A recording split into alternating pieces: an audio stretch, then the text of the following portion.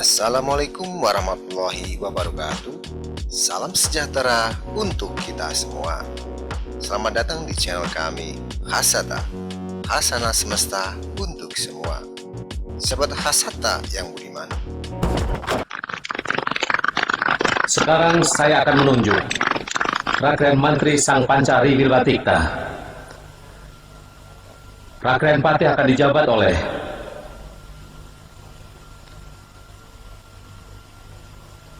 Empu Nambi. laiknya Perdana Menteri era sekarang, jabatan Mahapati Amangkubumi memang ngeri-ngeri sedap. Mengingat latar belakang gugurnya para tokoh besar kerajaan Majapahit berawal dari kursi panas ini. Penunjukan Empu Nambi oleh Raden Wijaya sebagai pemilik jabatan agung ini memicu ketidakpuasan di kalangan sebagian pejabat Majapahit. Nambi dianggap kurang pantas mengemban jabatan ini karena masih ada tokoh-tokoh yang lebih berperan besar atas berdirinya Majapahit. Lalu, atas dasar apa Sang Prabu Wijaya memilihnya?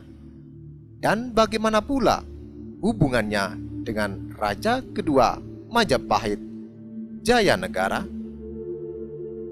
Sebelum kita lanjutkan, mohon sobat semuanya untuk subscribe terhadap channel kami agar terus terupdate dengan video-video kami yang menarik lainnya.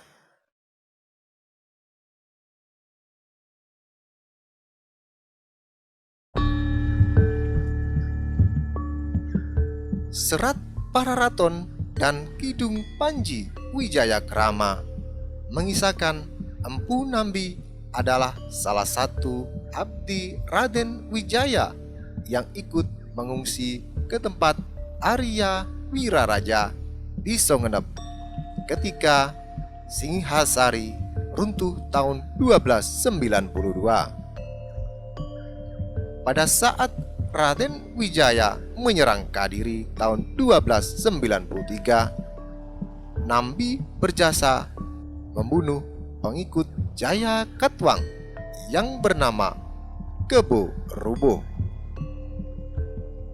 Setelah kemenangan Majapahit tahun 1293, Empu Nambi pun diangkat sebagai Mahapati Amangkubumi. Prasasti Kudadu tahun 1294 dan Prasasti Penangguhan tahun 1296 menyebutkan nama Rakrian Patih Empu Tambi atau Nambi dalam daftar pejabat Majapahit. Pengangkatan Nambi inilah yang memicu terjadinya pemberontakan Ronggolawe tahun 1295.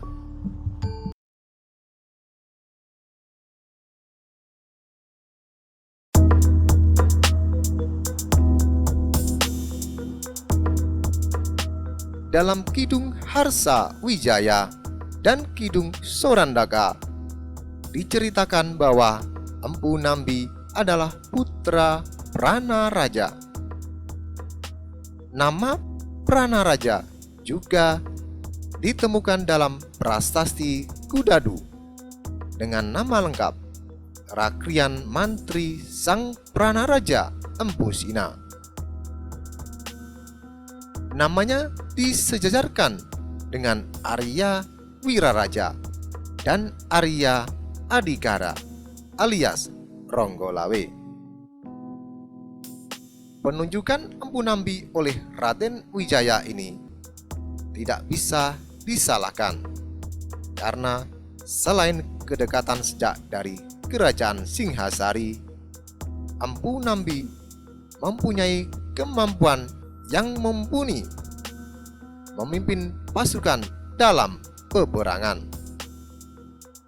Selain itu, dia juga dikenal sangat ahli dalam urusan administrasi dan kecerdasan intelektual.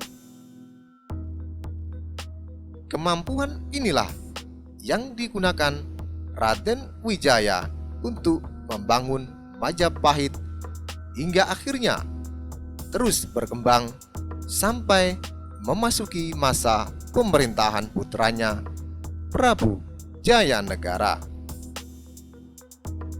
Pada awal berdirinya Majapahit, hal yang patut ditelaah adalah begitu besar pengaruh Arya Wiraraja yang begitu mendominasi dalam upaya mendudukan Sang Prabu Kertarajasa Jayawardana di singgasananya. Mulai dari perjanjian Songenep yang membuat Raden Wijaya membagi wilayah Majapahit sampai dengan pengaruh besar putranya yaitu Ronggolawe dan saudaranya Lembusora bagi kerajaan Majapahit.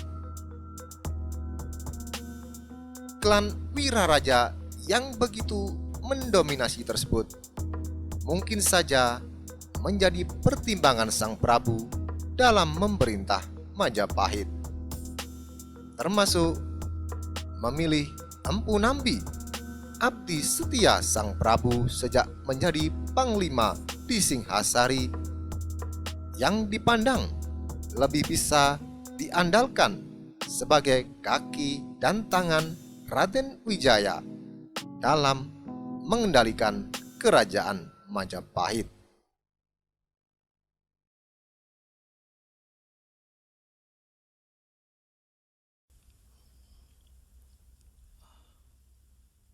Aku bermaksud baik. Aku ingin agar kita bisa tinggal bersama-sama.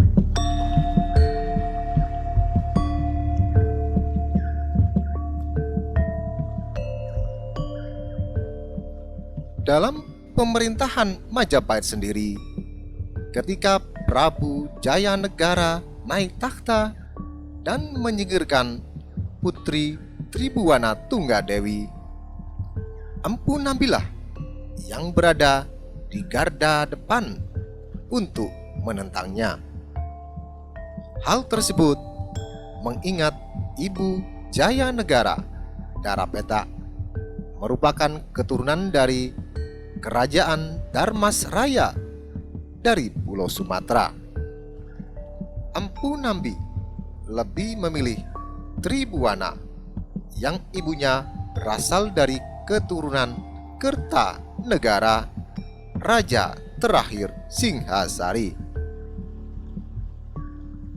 Hal inilah yang membuat hubungan kedua petinggi Majapahit itu menjadi renggang dan kemudian dimanfaatkan oleh Halayuda. Untuk mendinginkan suasana, Empu Nambi kemudian minta izin pulang ke Lamajang kepada Prabu Jayanegara. Karena terlalu lamanya berdiam di Lamajang, Halayuda menyampaikan kepada sang raja bahwa Nambi menolak kembali ke ibu kota dan sedang mempersiapkan pemberontakan. Jayanegara yang termakan hasutan Halayuda kemudian mempersiapkan pasukannya untuk menumpas Empu Nambi. Nambi yang tidak menduga datangnya serangan akhirnya pun gugur oleh pasukan Majapahit yang kemudian diabadikan dalam Babad Pararaton tahun 1316 Masehi. Demikian Sobat Hasata yang budiman. Jangan lupa untuk subscribe, like, dan komen agar terus terupdate dengan video-video kami yang menarik lainnya. Terima kasih. Wassalamualaikum warahmatullahi wabarakatuh.